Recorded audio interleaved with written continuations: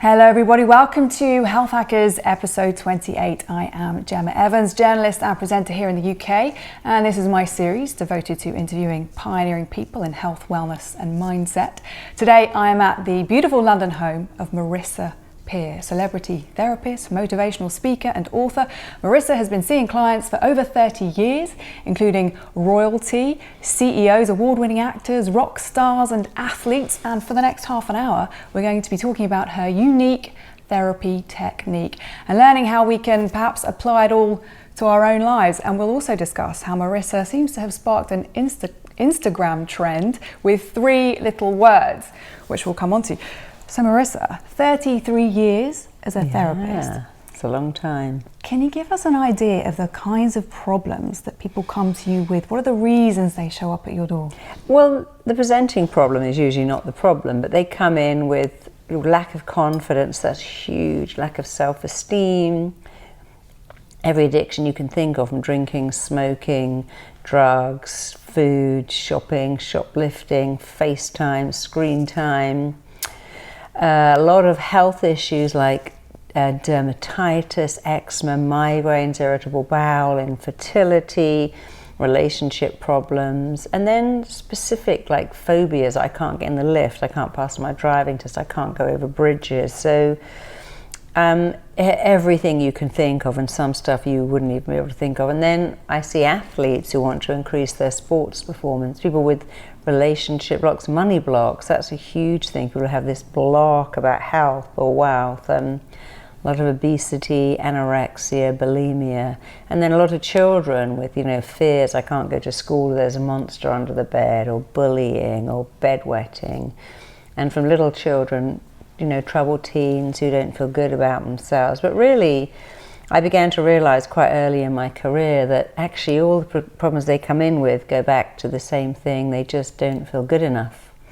You recognize that in all of them? Everyone? Almost all of them, yeah. I would say that, particularly with addictions, I've never met an addict in my life, and I've met thousands who ever felt they were good enough. So almost all of them, yeah. Not every single one, but the majority of them will go back to, I don't feel enough. And so how do you begin to tackle that when you're with them? It's very easy, actually. When people come in with a shopping list, because they have an intake form, and they might put on it, I'm an addictive eater, and I'm unhappy, and I lack motivation, and I self-sabotage, and I'm always fighting with my husband, and I can't do confrontation at work. So I look at everything they've listed and go, this is not really the problem. The problem is you don't think you're enough, and that's why you eat, because you feel empty inside. It's why you can't get promotion at work, because you don't believe you're worth it. It's why you can't ask for a pay rise. It's why you're fighting a lot with your partner. And so it's very easy to identify what's really wrong with people. And when you identify what's really wrong and treat that, you cure them of all the presenting issues forever. Is your technique a cross between kind of hypnosis and reprogramming your mind? It's quite a unique technique. It took me 30 years to really put it all together. I've been doing it for years. And really my own patients taught me what works and what doesn't. So RTT, Rapid Transformational Therapy, is a hybrid therapy. And it does involve, obviously, hypnosis.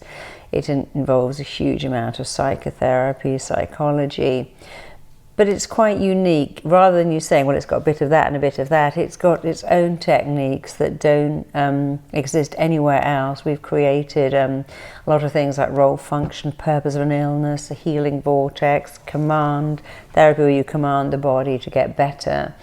So it does have different elements of different stuff, but it's quite unique and standalone, and it's very much based on science. And at its core, it's using neuroplasticity, which means that in RTT therapy, you get the mind to talk to the body differently.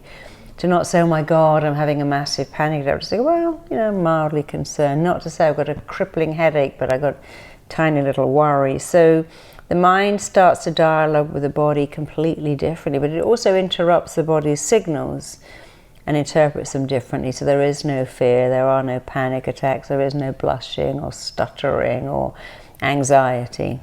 Is there a way that we can use this on ourselves? So let's say we are having issues, maybe they're there's a relative we're not getting on with, or we're afraid of a job interview, or anything really that's causing anxiety, how can we adopt RTT, rapid transformational therapy, to our own lives? Well, the way you feel about everything is down to only two things: the pictures you make in your head and the words you say to yourself. So if you say, I'm scared of dogs, or I'm scared of bees, and you make a picture that bee is going to sting me, and you make a different picture and says, oh, aren't bees wonderful? If it wasn't for them, pollination wouldn't exist. So the way you feel is down to the pictures you make and the words you say. And that's actually very good news, because you can change the pictures at any time. You can change the words. So for instance, a lot of my clients come in and say things like, I can't cope. I can't cope with noise. I never go to the supermarket. I can't cope with sounds. I'm noise sensitive, light sensitive. And that's not true, but it's a belief they've acquired. I need things to be silent, I need to be very relaxed. I can't cope with an alarm clock. And I say, look, that's all nonsense. I want you to walk around every day and say, I have phenomenal coping skills. I have extraordinary coping skills. Because people who are like that can't ever go on holiday. They can't go to an airport. They can't go to a train station. It sounds so silly to us, but their life is very limited and very restricted by a belief. I can't cope with noise or light or sound, which is not true. My baby would fall asleep in the middle of a noisy place. It's a belief, and you see, you make your beliefs, and then your beliefs make you. And so what RTT does a lot is to really code in and wire into you much better beliefs. One of them being, I have amazing coping skills. Noise, I just fall asleep. I mean, how many of us will fall asleep on a noisy aeroplane, on a noisy train?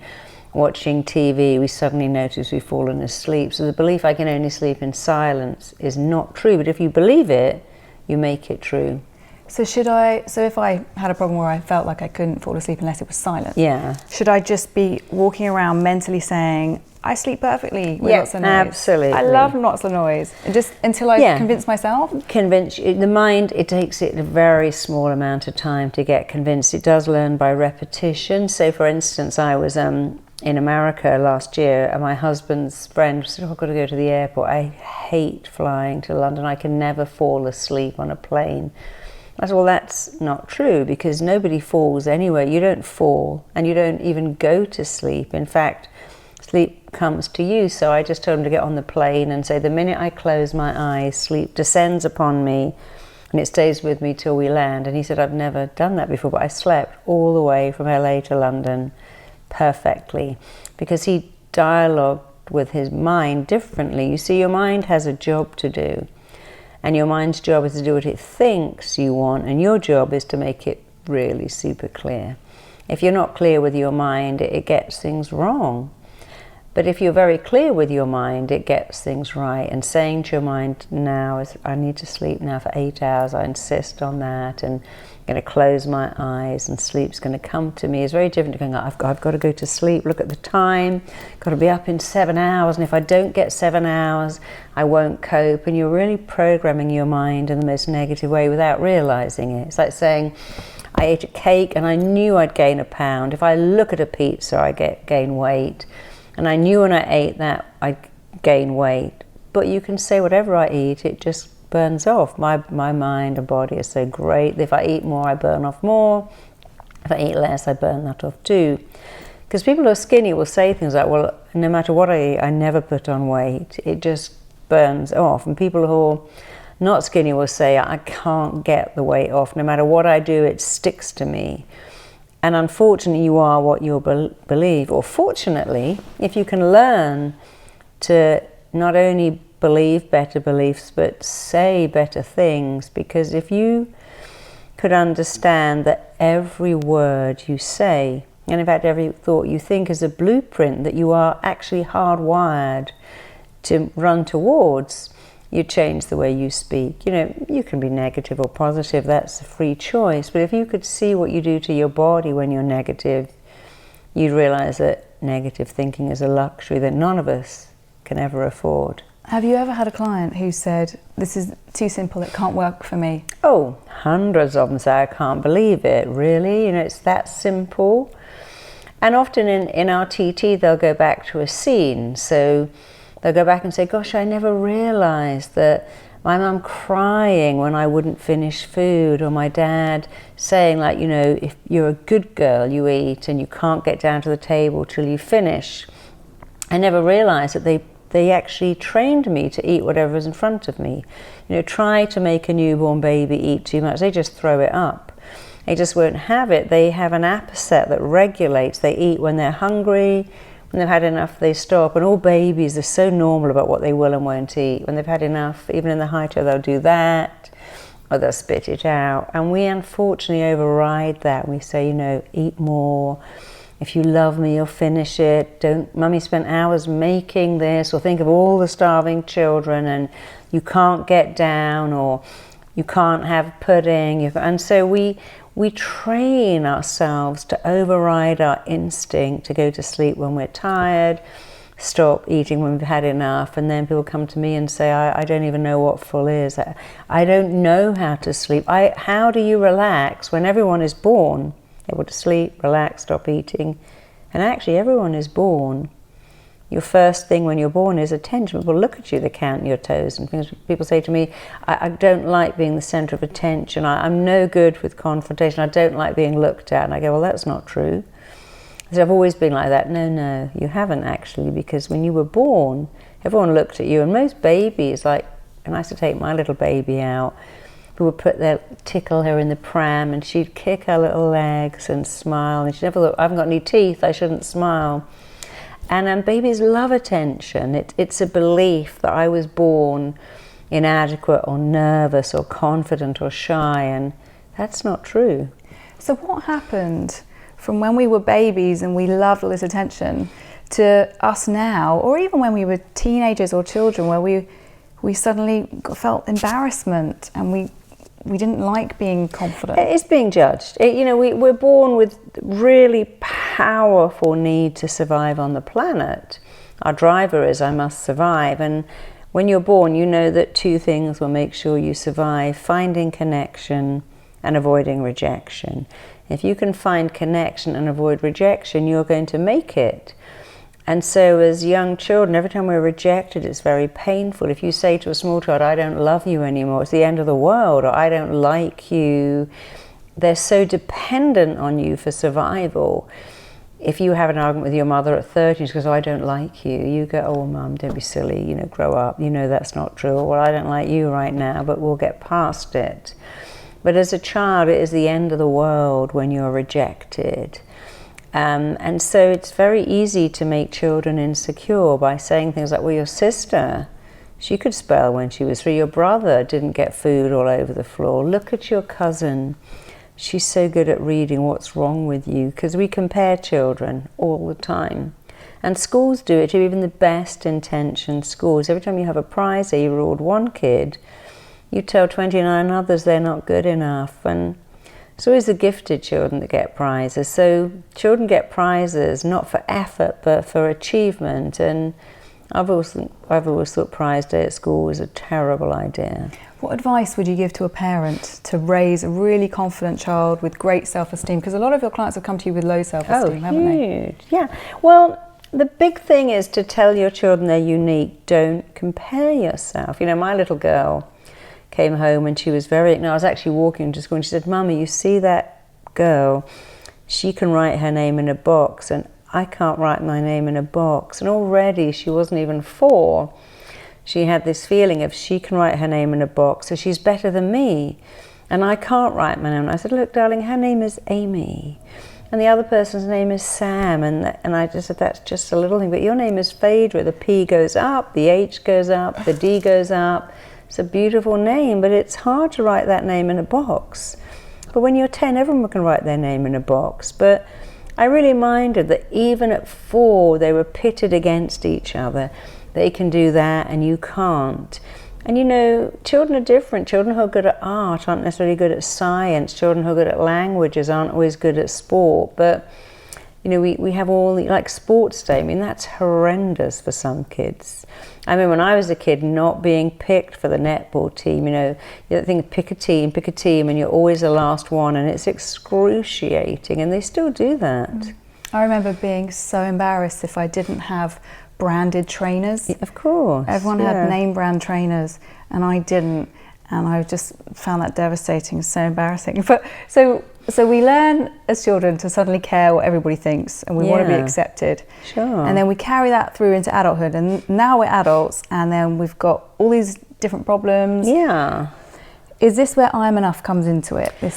We see the thing with hashtag. children is you must be connected, and then you belong, and then you'll make it. And so we have a great fear, which is being different. And you just brought that up with you had different trainers. When you feel different as a kid, it's horrendous, because surviving was a numbers game. 500 years ago, you lived in a community, you shut the doors of the city at night, and safety was all about numbers. And if you were different, you didn't connect. If you didn't behave, they cast you out.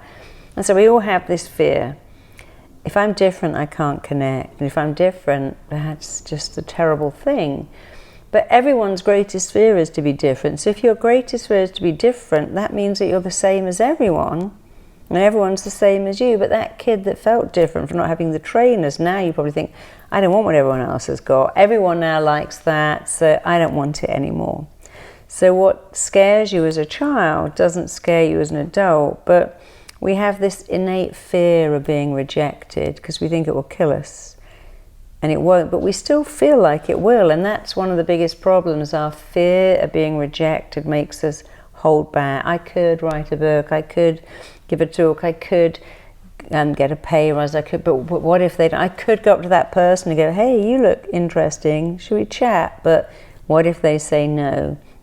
And if we only knew that you can't be rejected. The only person who can reject you is you.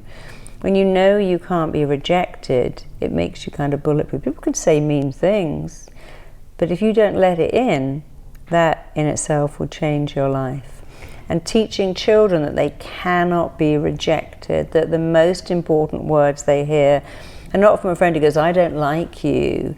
It's from a child who says, I like me, I like myself, I matter. I'm significant, I'm enough, I got something unique to offer the world. And in fact, if every child could start their day saying that, bullying would be such a minute problem in the world. Talk to me about I am enough and how the hashtag started. If you're watching this, put hashtag I am enough into Instagram and see how many things pop up relating to Marisa. How did this start? Well, you know, having a psychology background, I realized very early on that the common denominator of all my clients' problems, as we said earlier, smoking, drinking, obesity, addictions, gambling, insecurity, all stem from this feeling of I'm not enough. And I was wondering where that came from, because there's no baby born that says, oh, you know, I've just come out of the womb and I've got a bit of blood on my hair, don't look at me. They latch on, they believe they're lovable. They never think, you know, I shouldn't cry in the middle of the night, my mum's exhausted, my dad's working night shifts. I shouldn't throw up on this white baby grow that she just bleached, and I definitely shouldn't throw up this broccoli because she just bought it from Whole Foods and it was expensive and organic. They never think that. So I was always curious as to where this belief came from, because we're not born with it, and it comes from our conditioning. You know, read a magazine as a woman and how quickly do you feel not enough? Watch a show like Friends, where they've all got perfect bodies, perfect hair, a waitress lives in an apartment on Central Park. I mean, that's just ridiculous. But we don't stop to think, how many waitresses live on Central Park? So magazines, the media will make you feel not enough, and it is actually now an epidemic. I mean, go onto Instagram, go onto Facebook and see all these fake images of perfection. People now, they alter their pictures. You look at someone, they look amazing, their house is amazing, their kids are amazing. They go, oh, I don't have that, I'm not enough, my hair isn't like that. You know, we're sold a complete myth. If you've got fat hair and thin thighs, you matter. If you've got fat thighs and thin hair, you don't matter. And that's not true. But the media damages women, and men too, really badly. And I know that to be true, because when I've gone to tribes, they never have that concept. But if you, they had some studies of villages in Turkey and indeed Fiji, where they piped in television. They'd never had it before. And within 3 years, they had an epidemic of eating disorders, bulimia, anorexia, because girls would look at TV and go, oh, I need to look like that. Have like, you know, the thigh gap and the bikini bridge, and be so skinny that I'm wearing clothes that a 6-year-old would wear. And it is such a shame what we do to people.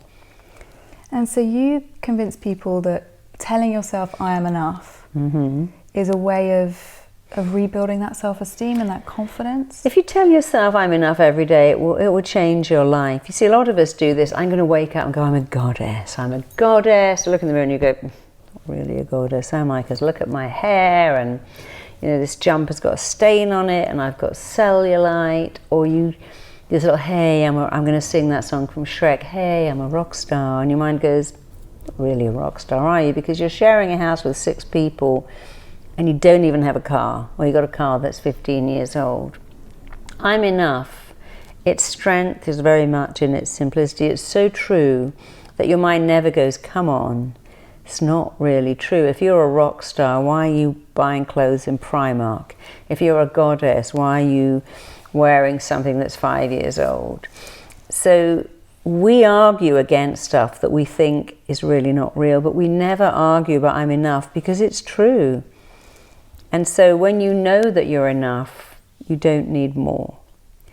When you feel not enough, you need more praise, more compliments, more food, more drink, more everything, more stuff, more shopping. We live in a world where we need so much stuff because we think we're not enough. But stuff doesn't make you feel enough. Only you can do that. And we can really convince ourselves that we are enough. Really Would it take a quickly. week, a month? Some people it takes a day, some people it takes an hour, some people it takes a week or 2 weeks. Just saying I'm enough, I'm enough. Well, ideally, write it on your mirrors, particularly your bathroom mirrors, so when you're cleaning your teeth, there it is. Put it on your fridge magnets. One of my clients printed it on her children's pillows, so the last thing they saw. And the first thing was, I'm enough. And she'd always get them to say it as they went to sleep. Put it on cushions. Write it on your hand. Put it on your screensaver. Change all your passwords, so amongst several squiggles and dots and letters to be security safe, you have I'm enough. If you have to write it out and read it and say it and have it on your phone alert so it goes off every day, if you do that, it will change your life really fast. And that will change our life how? Will we just suddenly be more confident, love ourselves more? Yeah, more confident, love yourself more. I work with so many adolescent kids and they try so hard to make someone else love them. And not adolescents too. I need love. I'm going to go on a diet, change my hair, get a makeover, change my wardrobe, pretend I'm a guy, I'm going to pretend I've got more money, I'm more successful. And now we're trying so hard to make someone else love us, and that doesn't work. What works is to love yourself so much that the other person picks up that, oh, you're definitely worth being with. You see, love is not to be earned, or definitely not to be bought or run after or chased after. It's for you to know that you're worth it. And if you want love, the minute you know you're worth it, you'll find it and it will find you. But we all are racing around looking for something that's already in ourselves. What if you convince yourself that you are enough and you walk around being your authentic self and nobody likes you? No one wants to be your friend. That would never happen because we like people who like themselves. We like people who are like us, but we find confident people quite appealing. If you go to a doctor or a dentist, or you're finding a school for your child, you're going to try and pick someone who's confident. You don't think, I want the inadequate, nervous, insecure one. A lot of people get very confused between confidence and arrogance. Arrogant people are deeply insecure and they're trying to convince themselves by convincing you that they matter.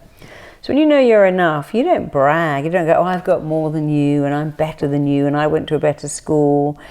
You just resonate this feeling, because when you know you're enough, you know that everyone else is enough too. You're not competitive in a negative way. You have no interest in diminishing people or judging them.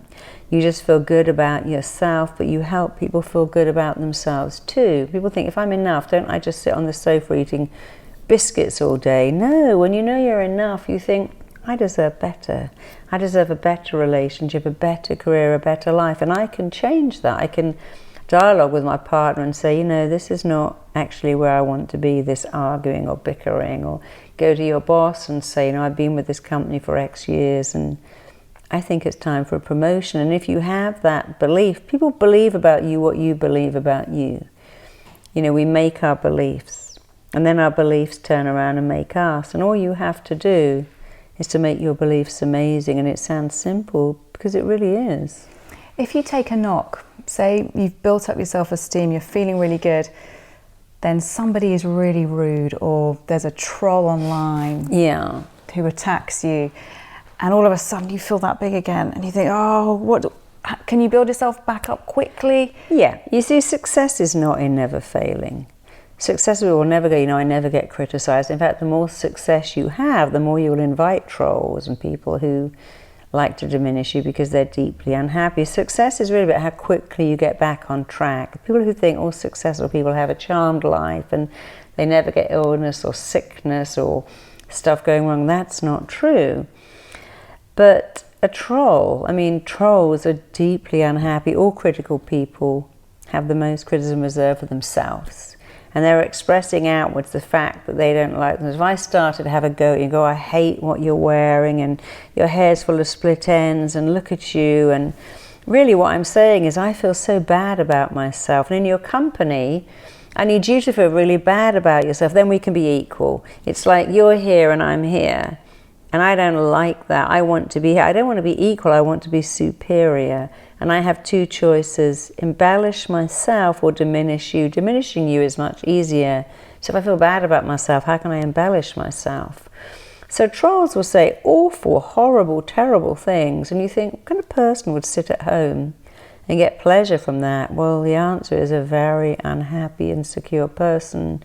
And the only thing you can ever do is not let it in. Just don't let someone like that. You can't give other people the power for how you feel about yourself. Happiness is an inside job, and no troll has the power to make you feel bad unless you let them. I mean, lots of my clients or celebrities say, you know, every day I go online and read the hate mail. I'm like, why? Why would you do that? I would never do that. I mean, I've got hate mail, and some of my YouTube videos, I mean, they get really good comments, but there's a couple of really nasty, me too, bitter ones. Who cares? I mean, do you believe that's true about you? Do you ever reply?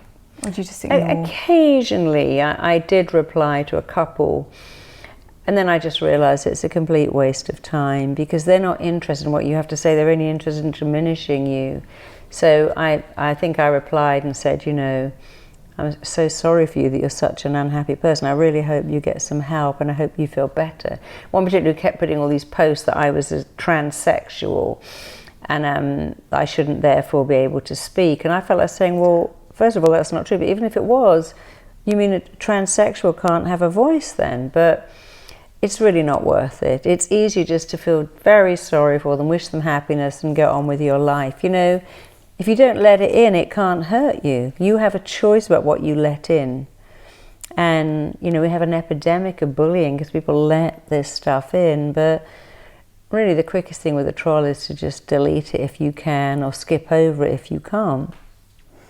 What should you do if somebody's rude to your face in real life?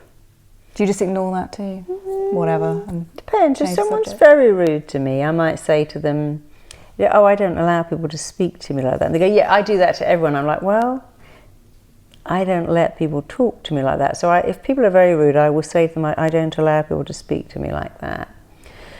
Or I might say, gee, I'm really sorry you're having a bad day. And they usually go, oh God, I've just done 3 back-to-back flights, I'm exhausted. They quite like it when you say, wow, you're having a bad day, you must be exhausted.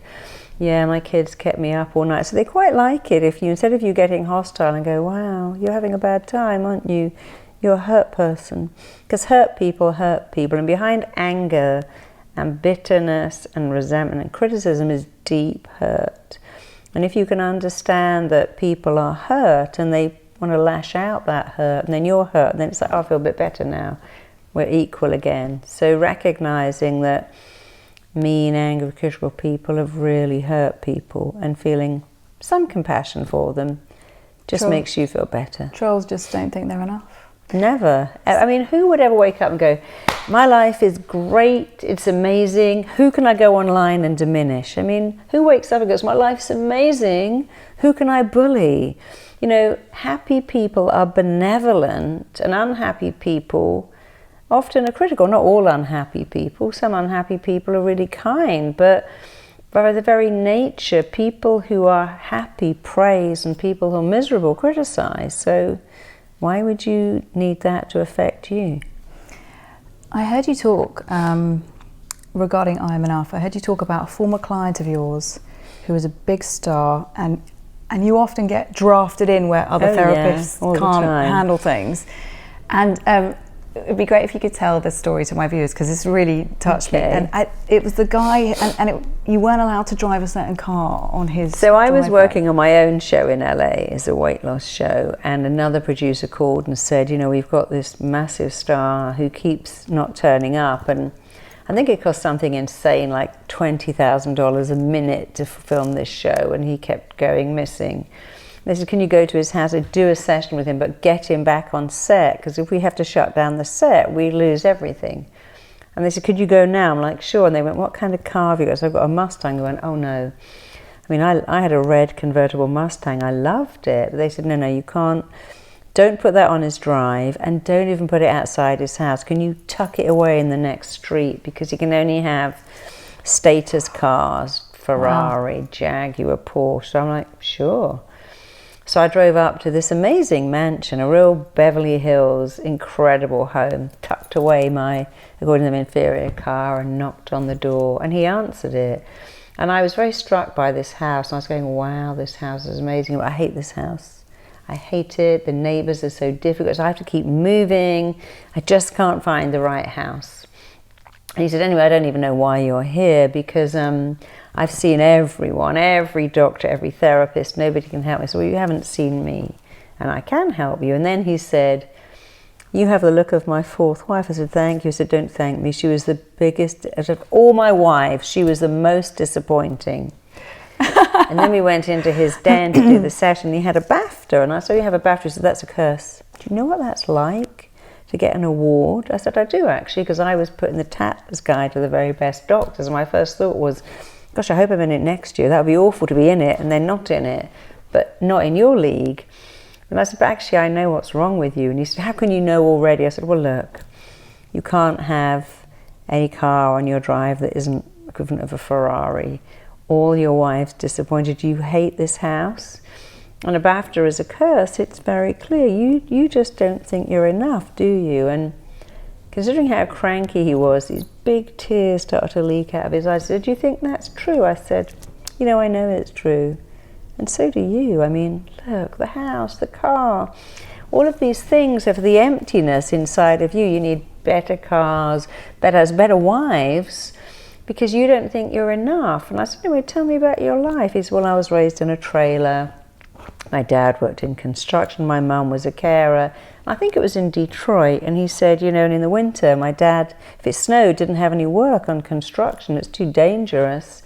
And we didn't have any money. And so my mum worked nights for more money. My dad was furious because my mum was more successful than him. And I would cook my dad's dinner, and I never got to have that dinner. There's only enough money for one. I said, did he share it? He shared it with a dog right in front of me. I said, well, that's it. You know, any child looks at parents, because children must idolize their parents. And when a child says, my dad doesn't like me, my dad likes the dog more than me, my mum's never here, where is she? She's at work. Oh, I guess she must like that place called work more than me. Why is that? There's only one answer. I'm not enough. And considering that he had a drug problem and an eating problem and an anger problem, I said, you know, all your problems are really they're just branches of a tree, and the root of the tree is you don't think you're enough. So I invited him. In fact, I went round his house and we wrote it all over his mirrors. When you have 4 ex-wives, there's a lot of makeup in the house, so it was really easy to write that. And I put it on his phone alerts. I asked him to change his passwords. And not long after that, maybe 6 weeks or something, I was walking onto my set to go to my own show, and I saw this man, and he wasn't that far away, maybe 50 yards, maybe less. Anyways, he was undoing his flies in his shirt. I'm like, oh my God, is someone going to flash me on a lot? I mean, how did he even get on here? Where's security? But I realized it was him. And as I got closer, he was undoing his shirt to show me how much weight he'd lost. He went, look, I've lost all this weight and my life's amazing. He said, and those words, they've changed my life. I said, well, they do that. He said, no, but you don't understand how much. I said, I do, because I tell people this all over the world. I am enough will change your life. He said, no, but I need to tell you how. He said, I've got a Mini. I've sold the Porsche. I'm not a fat, cranky bastard, and I've sold the Mini, and I'm dating a hairdresser. Who would have thought? So I only ever dated actresses and models, and they never felt enough, and I never felt enough, and we had a relationship that was never enough, but now I'm happy. And not long later, he called me and went, I'm fishing. I've never been so happy in my entire life. All that pursuit of stuff. He said, but guess what else? The neighbours are actually quite nice. He said, I've had them over. They're fine. I don't know why I thought they were awful. I said, because you were projecting. He said, no, they're lovely. And I'm fishing with one of them right now, and I've never been so happy. Because, of course, it's our connection to people that makes us happy. And he was always moving, always dating women who are obsessed with their image and his, and he suddenly found a real life. And he was really the one who taught me that it's all about I'm not enough. And after that, I started to give that message to schools and hospitals, and at the moment I'm working with quite a few rehabs who will say, addicts, the relapse rate is so high. I'm like, well, of course it is, because you cure them of drinking. But what lies beneath the drinking is I'm not enough, so I need more. And you got to cure what lies beneath. What is the underlying issue, not the presenting issue. So we have schools, rehabs, even prisons now that are really interested in our program. I'm Enough is an 8-week program. It's also a book, it's also a movement. And we have one country that says, they're taking the whole thing and putting it on the NHS. It's not this country, but it might be soon, because it changes people from the inside out. We're taught in the West, it's such a shame, we're taught if you have a feeling and you don't like that feeling, just eat cake, Netflix the feeling, shop the feeling, drink the feeling, do anything to make the feeling go away. But the truth is, your feelings are the most real thing you have, and if you try and eat the feeling, push that feeling down, or do something to not feel the feeling, it just regroups and comes back stronger than ever. And if we could only teach people, feel your feeling until it no longer wants to be felt. You can say, I feel sad, I feel left out. You can even say, I feel envious of my cousin. I feel that. But when you say it, it goes, oh, you acknowledged me, now I can leave. When you push it down, it just gets stronger and stronger. And one of my favourite expressions I've always loved says, the feeling that cannot find its expression in tears may cause other organs to weep. And what that really says is, if you don't express your feeling, expect your body to do it for you. And people say, I've got this angry rash, and I've got this screaming headache, I've got this angry thumping pain. What they're saying is, I've kept all my feelings in, and now they're coming out as rashes or itches or headaches or backache or migraines, because you have to connect to your feelings. They're the most real thing you have. And so my job is quite easy, because when clients come in and go, I've got this screaming migraine, I've got this thumping, I've got this angry red rash, they've already told me without knowing it that it's suppressed anger, suppressed pain, suppressed hurt. And so we get rid of that, and in 1 hour they become a different person. Because therapy shouldn't be every week for 10 years. I'm going in to keep talking about the pain. It's very good initially, talk therapy, because someone's listening, but when you keep it going, you just keep opening a wound, and if you keep opening a wound, it doesn't get to heal properly. So you wouldn't recommend talking therapy to people? You're more about hypnotherapy, mind reprogramming? I wouldn't not recommend it. Some people love grief counselling, and some people like someone to talk to. But I certainly wouldn't recommend extended talk therapy. I mean, there's no other treatment in the world where they go, come in and talk about your pain. If you had a root canal, you couldn't find a dentist that says, we're just going to talk about it every week. If you broke your leg, no doctor will say, we'll just discuss it every week. They go, well, we've got to get that infection out of there. And emotional pain and trauma is the same. You can talk about it as long as you like, but until you uncover the root cause of what's going on, it's still going to be there. You just learn to live with it. And so I've always been much more interested. You know, clients come to me in immense physical pain, emotional pain, and they all want the pain to stop. And I do, they want it to stop now. Like if I was in physical pain, I would want it to stop now. It's like, what, can you stop this pain? Can you at least minimize it? So I've always been interested in, I want to stop my clients' pain, and stopping the pain involves finding out why you have it and getting rid of it. So with a lot of obese people, men and women, and they'll say, you know, I've had stomach stapling, I had my jaw wired, I've gone on this liquid soup diet, I've done every diet, and it always comes back. And if it always comes back, then I figured if it comes back, it must have a purpose. Why would something come back when you're working to get rid of it unless it has a reason? So I started asking my clients in hypnosis to come up with a reason, and they'd say amazing things like, oh, you know, now you mention it, when I was 11, my mum remarried a guy, and he used to look at me, he really lusted me. I didn't like it, I was very young. I remember saying, I wish he wouldn't look at me. I wish I could find a way to stop him looking at me. Suddenly they became obese.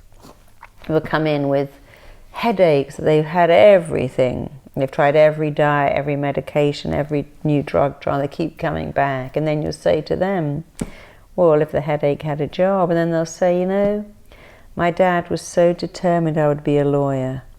I never wanted to go to law school. I was trying to get out of it, and then I suddenly got these excruciating headaches. I couldn't even take the exam.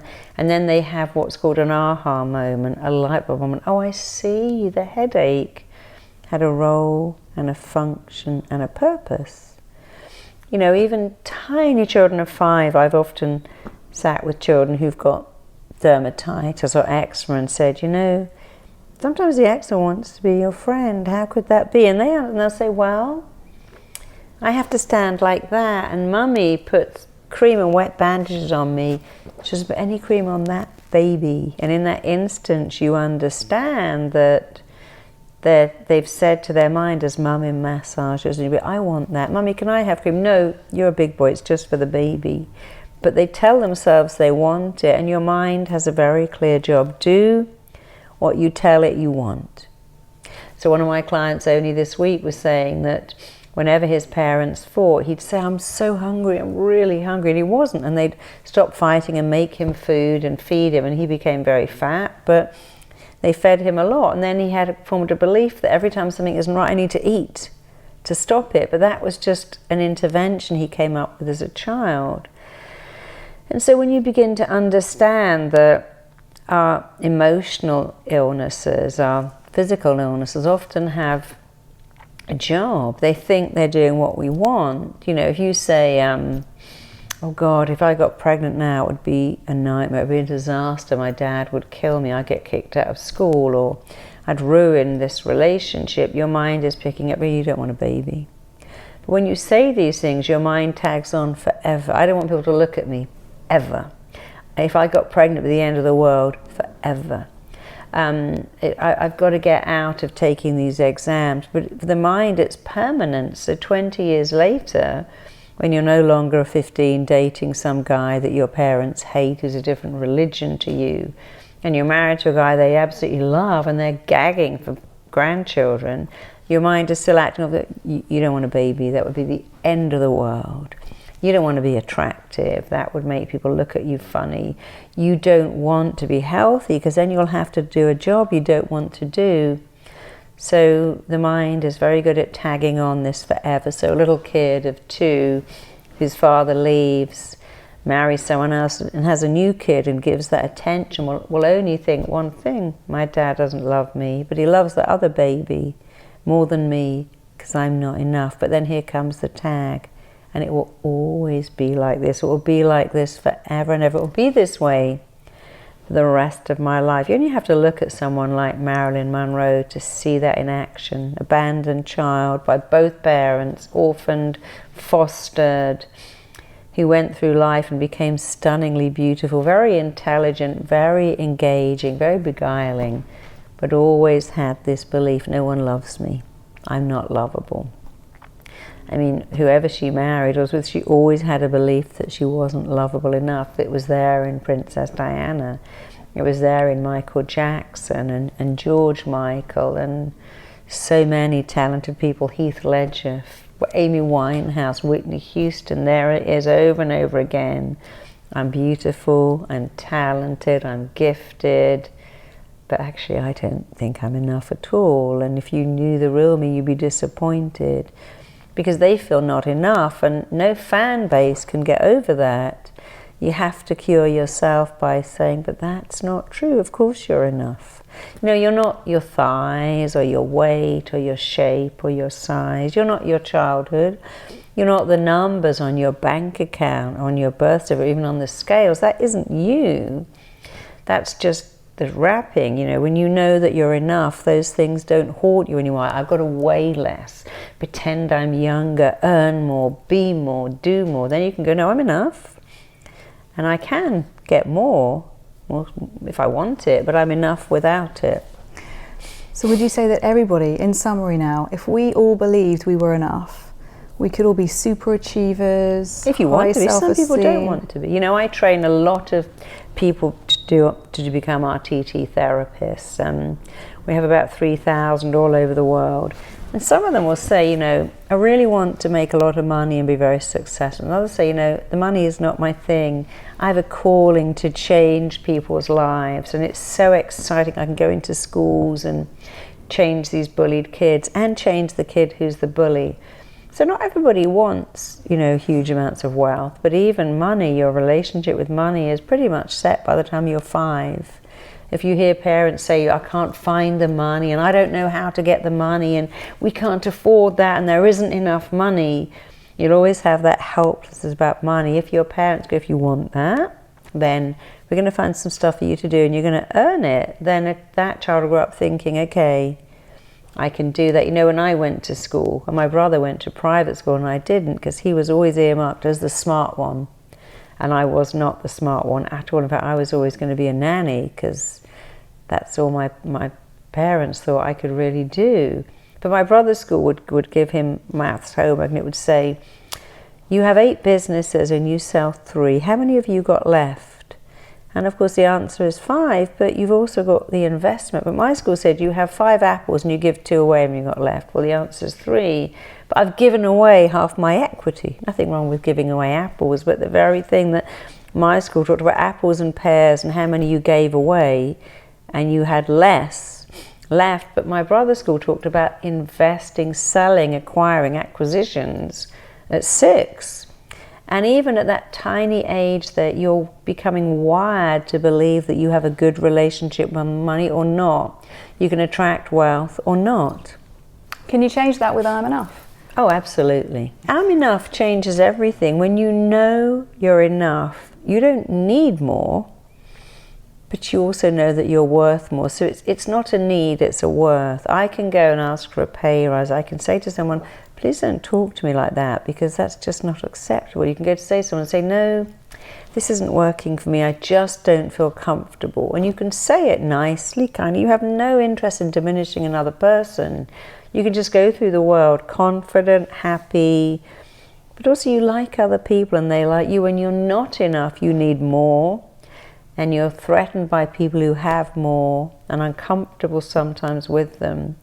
But you just don't have that happiness that you should have. You know, I always say to everyone who says, I was born insecure, go and hang out at a park in the summer or a pool and look, Daddy, look at me, watch me jumping in the water, watch me on the slide. No kid goes, don't look at me. Oh my God, don't look at me, I'm not enough. And then you get to the 14-year-old and you see the difference, where you say to them, I could drive my little girl to school and go, we'd play X Factor, and I'd say, I'm Simon Cowell, sing a song, and she would sing it, and I'd pretend to press the buzzer and go, that was amazing, you're through. But if I did that at 14, she'd go, oh, Mum, you're so embarrassing, for heaven's sake, would you stop that? Because at 14, or even at 12, you know, say to yourself, I'd sing, dance, perform, it's like, I'm not doing that because I might not be good enough. But the 2-year-old has no concept that anything other than enough. And The good news is, since you are born knowing you're enough, and it's such an innate part of you, you're not getting something new, you're reactivating and remanifesting and regaining what you were born with. You know, everything we were born with, a lot of it, we don't lose it, we just kind of bury it under stuff that isn't even true. I'm not good enough and I can't do that. I don't know how to talk to people. I don't know how to get what I want. I don't know how to go out and meet some person because they'll only reject me. Now I have all this new stuff like ghosting and all these things people do. And it's a shame that social media, which is very useful, actually can also make people feel so inadequate. If you let it, but you have a choice not to let it. Where can people find out more about you? Because I know my viewers will be wanting to see more videos with you and learn more about you. Well, there are 3 ways. If you go to marisapeer.com, we give away stuff. We give away wealth wiring, relationship wiring, confidence wiring, abundance. And we always have at least 4 programs we give away completely free. If you want to find out I'm Enough, go to IamEnough.com and you can find out about the book, the 8-week program. We do live Q&As. There's an amazing program. People say to me, wow, you know, that somebody wrote to me recently, I've been in therapy for 10 years. The day I got that program, I stopped and I sent it to my therapist and said, you need this. And many therapists say, wow, you have really simplified the workings of the mind. Even AA wrote to me and said, we've got this in our chapter, because AA says what's wrong, but you say what's wrong, how it went wrong, and how to change it back again. And so we have many, many people high up in the medical world that love I'm Enough. So go to IamEnough.com. If you would like to become an RTT, a Rapid Transformational Therapist, go to rapidtransformationaltherapy.com and you can learn to do what I do. I mean, when I started to teach this method, I made it something I could replicate. All of the people I train replicate what I do, and they also replicate the results. So you can also go there to find a therapist should you want one. So IamEnough.com, marisapeer.com, or rapidtransformationaltherapy.com. Brilliant. YouTubers, I will put all of these links in the show notes at healthhackers.uk. Thank you. You're welcome. Thank you for having me, and thank you for this fascinating discussion. Don't forget to subscribe on YouTube and iTunes, everybody. See you next time. And hashtag I'm Enough. Hashtag I am enough. Check it out. Thank you. Bye.